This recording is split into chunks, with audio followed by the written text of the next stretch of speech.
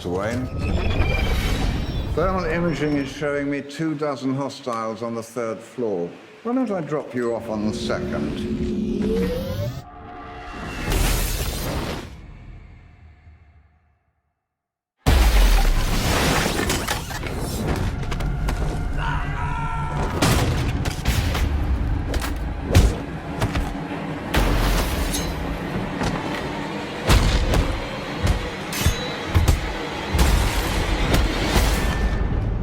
Getting slow in my old age, Alfred. Even you got too old to die young, not for lack of trying.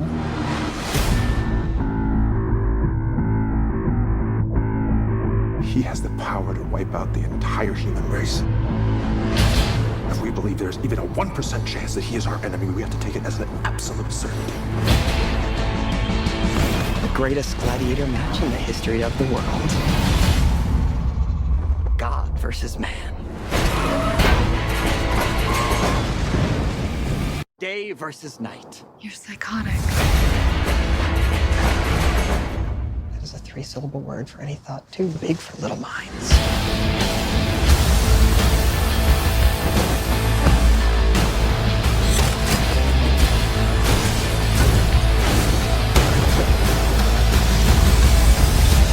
I've known a few women like you. Oh, I don't think you've ever known a woman like me.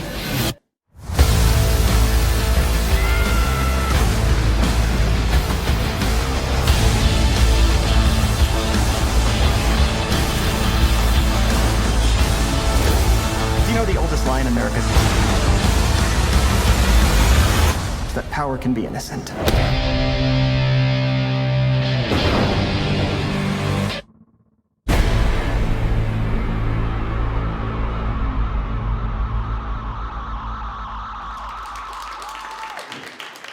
Hi. Hey, Hi, thank you so thanks for being here, Jesse. Thank you. Well, that was, And that was the whole movie. And I think we can both finally admit that we've seen the movie. No, I haven't. You haven't seen it yet? No, you're the only one here that has. Oh my God. Yeah. Wow. Yeah. So ask me anything you want. Did you like the movie? I loved it. Oh, good. That's good. And especially your character, because I think to really, to really have a powerful superhero movie, you have to have, the center of any good superhero movie is, I don't want to say villain, because I don't think your character's a villain per se, but how would you describe him? A villain. And the interview's over. You guys can go home now. Yeah, you always know the guy without the cape in the superhero movies not a nice person. Yeah, my character is like this kind of megalomaniacal, narcissistic guy who thinks he's saving humanity by destroying Superman, who he views as this kind of alien invader who is there to kind of wreak havoc at will. And yes, he claims to sometimes do good, but actually he poses more of a threat because he has more power than any of us. So I think of myself as kind of like the savior of humanity. Cool. And how did you come to do this? How did I do it? To do this movie, because the last project you were in was End of the Tour, which was spectacular and so lovely and quiet. And to go from, you seem to gravitate towards different vibes, I would say. Yeah, superhero. It's really interesting. Right. So that movie was like kind of a 2-character road movie, Yep. a very kind of quiet movie. But and this obviously looks very different. It's marketed very differently. A different group of people or a different amount of people will see it. But the strange thing is, my job doesn't seem to change that much. Like in this movie, hard to see from the trailer because it's cutting so quickly and there's so many things happening. But actually, there are a lot of like really wonderful scenes, especially for my character, because I can't do anything super. So the only thing I can do is talk. So. So there are a lot of like wonderful dialogue-driven scenes with wonderful actors. They get like the most incredible actors for this kind of movie because they're done so well now. Like the superhero movies are done so well. So like I have a lot of scenes with Holly Hunter, who's one of my favorite actresses, and it's just the two of us, and it felt like doing any kind of independent movie. And then a year and a half later, it comes out, and you do events like this, these kind of massive publicity events, and all this other stuff that's very different. But the actual filming of it, the acting of it, seems similar.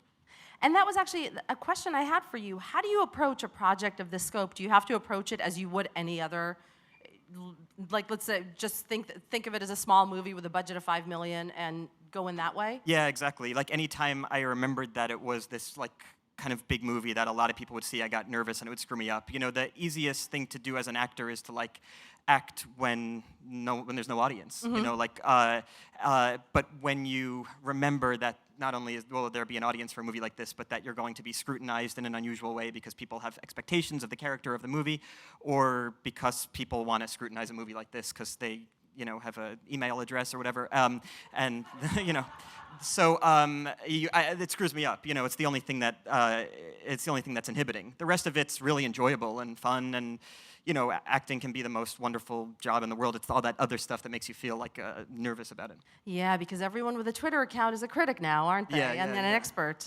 Yeah, I assume people like that I'm in this movie, but they don't say that on the computer. You know, only.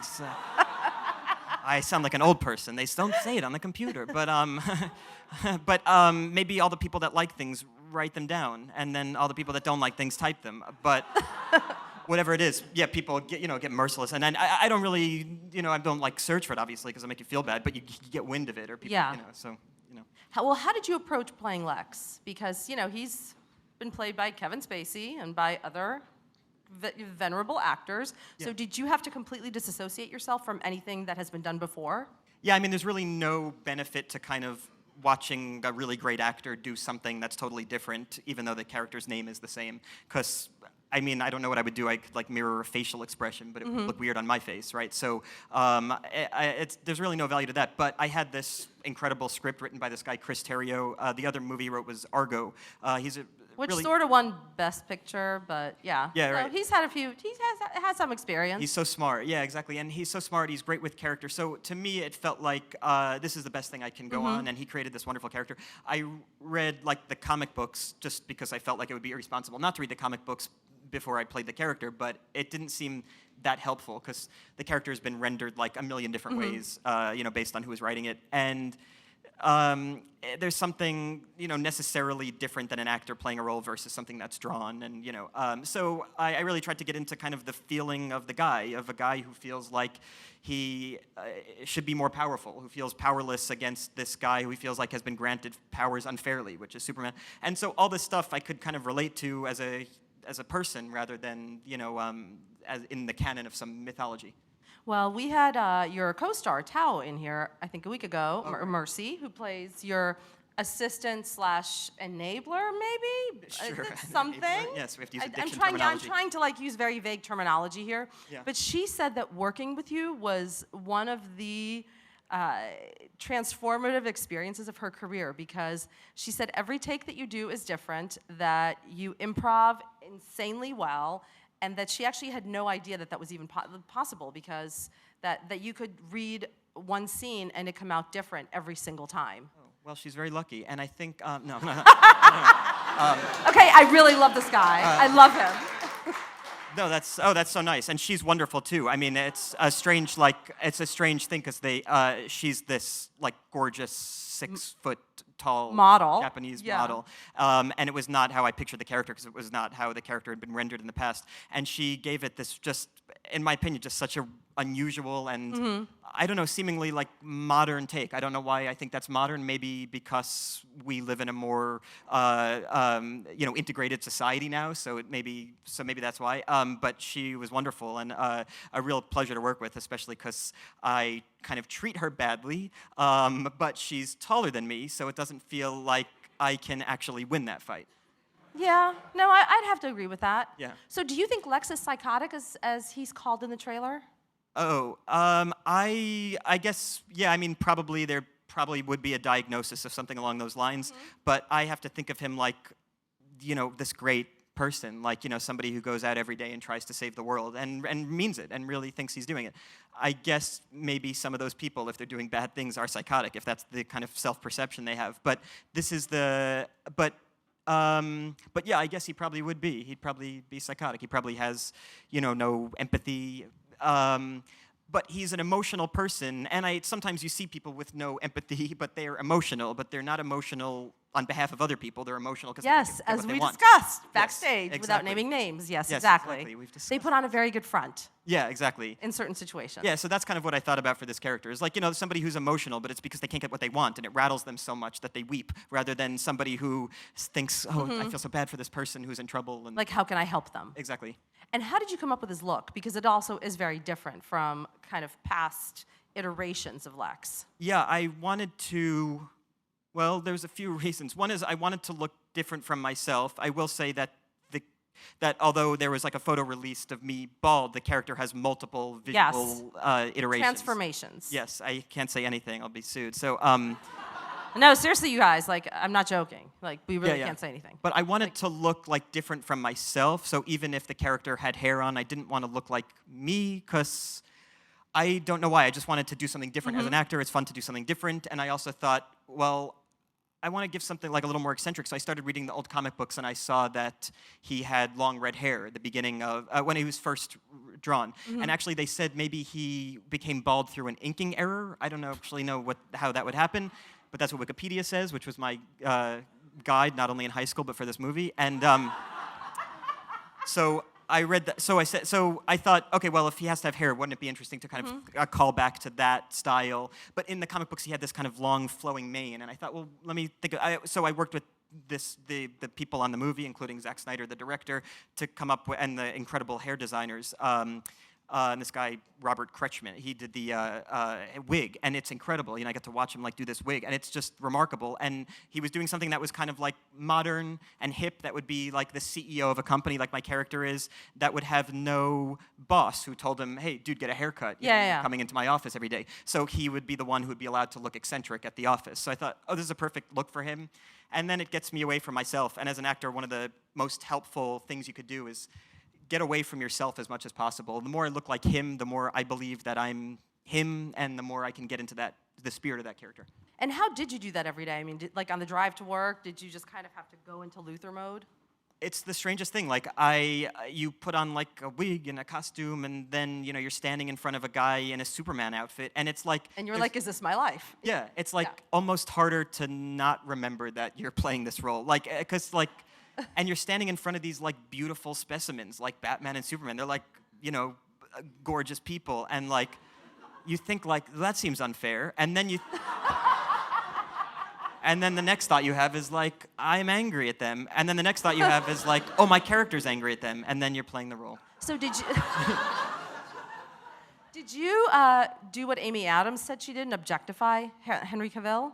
Did I objectify him? Yeah. I She don't said have any she interest just in ogled Oh, I see. the entire shoot. Oh, no, I sneered. Yeah. Ogling is kind of tongue out, sneering is like tisk.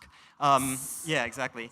No, I mean, no. I mean, my character sees his characters like the kind of the quarterback on the football team in high school, and you think okay, well, I'll have another year of being popular, and then I'm going to rule the world. Yeah, so there's no ogling. And what went through your head the first time you saw Ben in the Batsuit? Oh, wait, Ben is Batman. Did I just give something away? What? No, I'm kidding. Got it. Oh, very good. Oh, very dry. Can you Yeah, imagine? that was good. Yeah. We'd both be cane. We're both so paranoid. I know. Right? I'm like, Zach, don't watch. I think he's watching this live. Because he has nothing taking else to notes do right on now. Your reveals. Yeah, no. Ben Affleck is like a big guy anyway, and the Batsuit, by virtue of it being clothing, and then by virtue of it being Batman clothing, makes him bigger.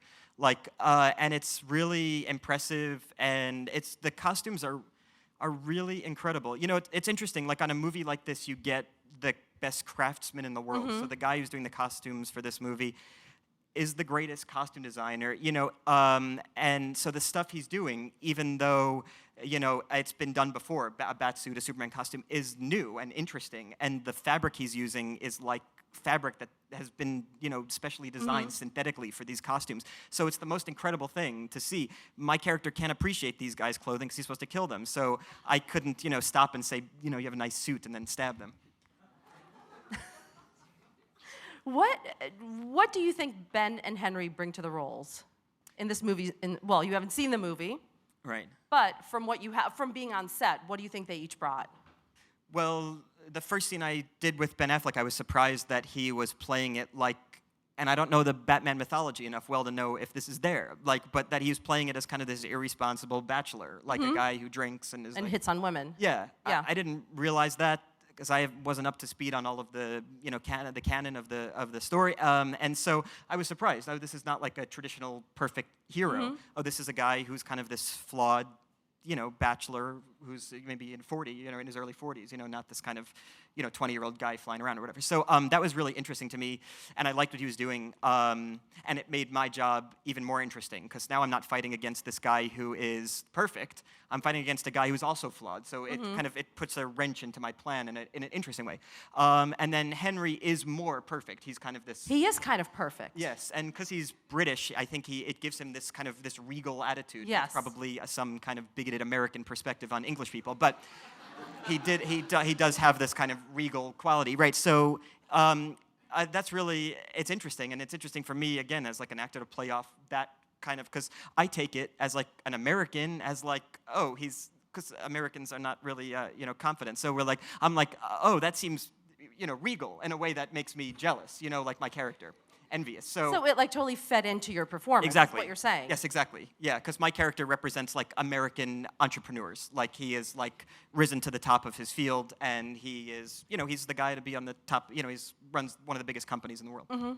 And what was it like shooting in Detroit? Oh, Detroit's interesting. I've done a few movies there, or in Michigan at least, and Detroit has like the most beautiful buildings in the world, and the most.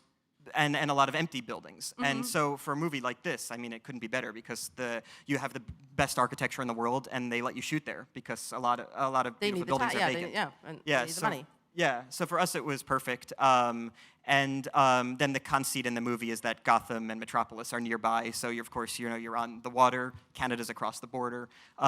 So there was this feeling that we were in a place that could totally house this story. Now, looking back, and this, I feel like this movie, I mean, this took about 1.5 years, right, to shoot from start to finish? Yeah. Do you have any perspective on what you took away from it, or is it too soon to ask? Because it shot for so long, the actors would really come in and out. The director was there for 1.5 years, but the actors and most of the crew were there for 1.5 years. But the actors, there's like a fight sequence at the end of the movie that gave me a month off, because it takes them a month to shoot this 10-minute thing. So I had a month off, so I went and did like an independent movie in New York. So I had this feeling of like, I can't wait to go back to Michigan, because for me, this is like the greatest part I've ever gotten to play. It's the most fun, the most interesting, and to be able to do it on like this kind of scale just as like an added bonus. So I kept waiting to go back and get to shoot more scenes. Can you imagine if they never called you back? If you're like waiting here and you're like, Zach? I'm probably speaking on behalf of all actors, saying we all think that. Do you yes. still really think that way? Yeah, it's the strangest job. You're like faces on a movie poster, but really that movie was filmed a year ago, and now you're like trying to get a job. It's just the strangest thing. It's this weird paradox. Dude, you were in The Social Network. I mean, I imagine you're. I remember that, but even so, Like, I'm just like, how could you possibly? You were like, you've had an incredible career. I can't believe that you. Well, listen, could I lie down here, actually? And we could do this as like a therapy session? As a therapy session? Yeah, exactly. No, it's just the strangest profession, because on the one hand, you're kind of lauded, and on the other hand, it's like a freelance job, so you're kind of like, you feel like you have like more time off than you'd want. So, so for this movie, I was kind of always thrilled to be able to go back. I'd love to play the role again. They're luckily doing more movies. I would just like, because it's a really, it's a really interesting character when you don't have to kind of be a character that the audience really likes, because you don't really have to account for what a large group of people will kind of find charming. You only have to account for what you think is interesting for the role. I do that because I write plays and do my plays in New York, and my characters are usually unlikable, but when 200 people in the audience are watching it, you don't really have to worry that billions of people around the world are going to like you. So with a movie like this, to get to play a character that's that interesting and can be that in a way confrontational to the audience is a real dream.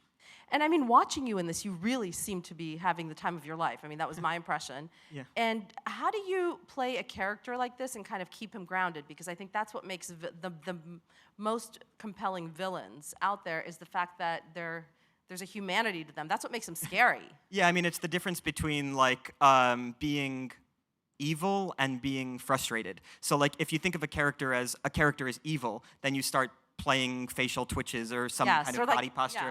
But if you think of a character as frustrated, well, suddenly it brings up all these emotions. Why is he frustrated? And what's interesting is that frustrated people can be evil, so it looks better and is a more interesting job for me to do.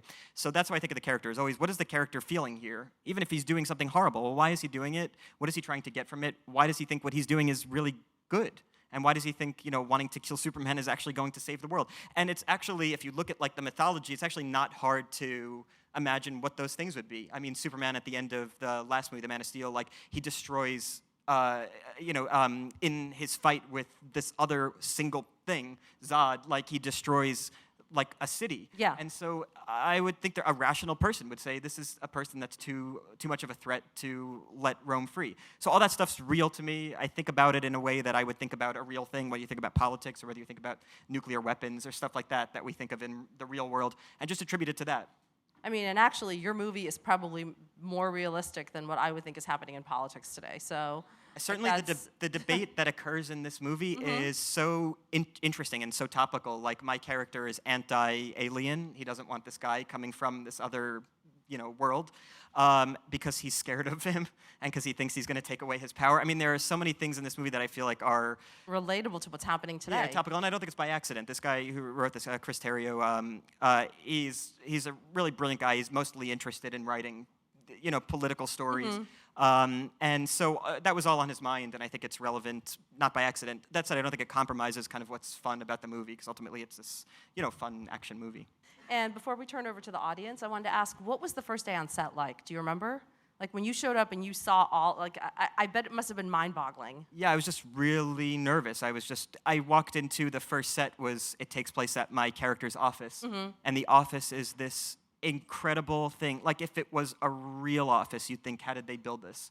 Like, and yet it was only going to be used for a few days on a movie set. It looked like kind of this AOL office, like, like fun things, different rooms to the side. There was like actually there was a coffee shop in the office, basketball court, like really amazing things, huge. And I was just thinking, I wish I, read more comic book. I wish I like studied more. It was like the guy, it was like, you get to the day of the test and they tell you, oh, by the way, this is like the test that's going to get you, this is going to be 50% of your final grade. Yeah. Exactly. And you're like, oh, God. So, I mean, I did as much work as I thought I needed to do, but you just get there and you're humbled by the work that has been done already, so that was my first day and it was overwhelming. And then I got progressively more comfortable as the set stayed the same size. And as you got more into character. Well, and let's turn it over to the audience for a few questions. Great. We're going to start with a question from an online viewer. Okay. So Joanna would like to know, were you a comic book fan growing up? And if so, which one was your favorite? Oh, right. I was not a comic book fan. My dad loved Superman. Where do I look? She's not here. Who do I look at the internet? Well, my dad liked the Superman comic. My dad loved Superman, and I have a nephew who's 4 who loves Superman, and I feel so distracted that she's not here. So I think it must have like skipped my generation, because my nephew's 4 and my dad is 60, so I think I must have like skipped my generation. But I think I miss Superman. Yeah, sorry, Joanna. But also, you didn't show up, so why do you? Yeah. And wait, we can't forget Wonder Woman. I mean, she don't. Oh yeah, no, my dad didn't like that. Yeah, what about it though? Wonder Woman's great, but my dad doesn't identify with that. Well, you know what? I'm going to tell your dad to identify with her because she's great. He's 60. He's no longer on the market for that kind of stuff. He's not gonna like reevaluate his childhood dreams. Wait a second, yeah.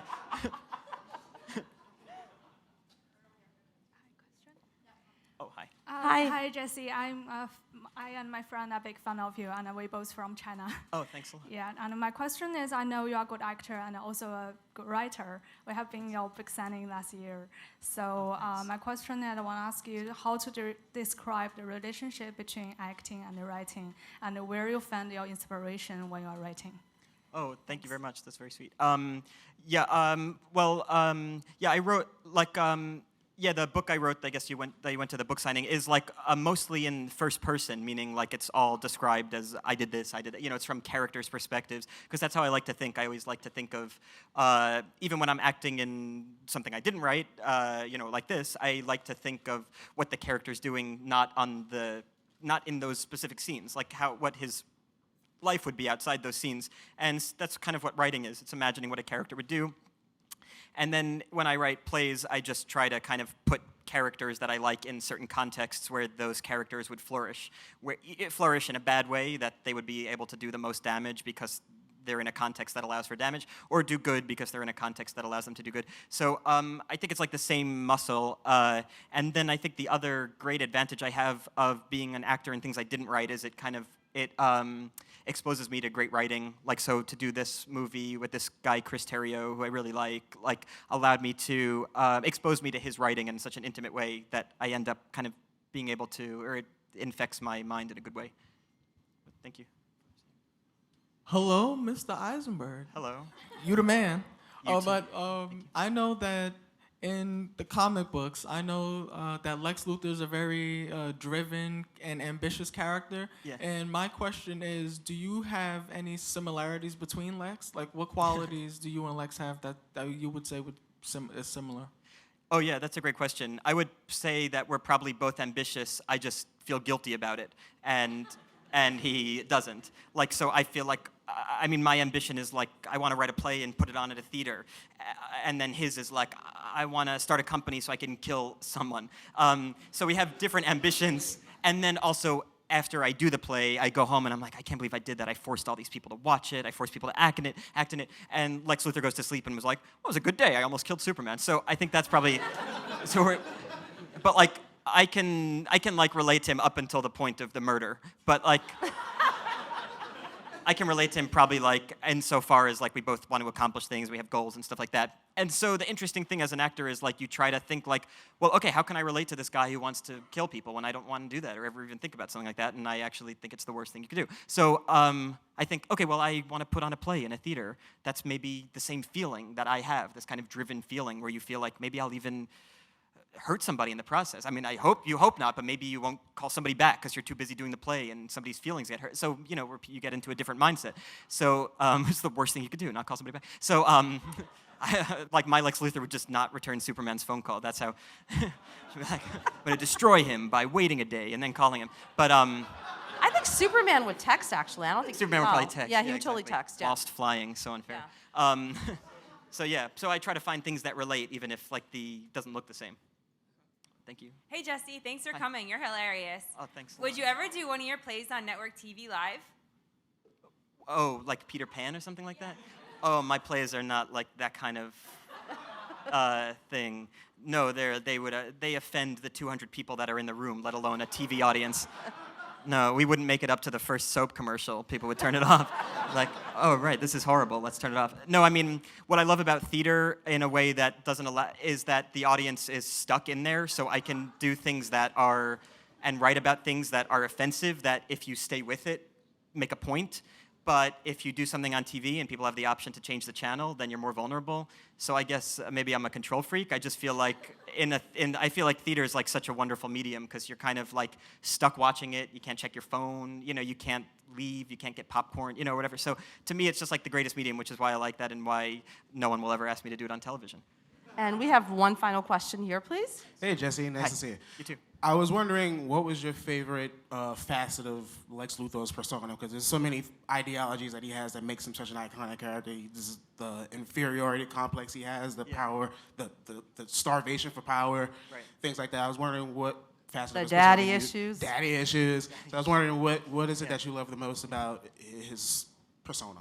Actually, the thing I love the most was like that he can be very charming and realistically so. Like he can actually get people to like him. And I think what's most interesting about that is that these people who are like this, who are psychopaths and evil, are very charming. When you meet them, they're very charming, and that's exactly why they're able to be so successful, is because they're able to kind of ingratiate themselves and endear themselves to people who should be suspicious of them.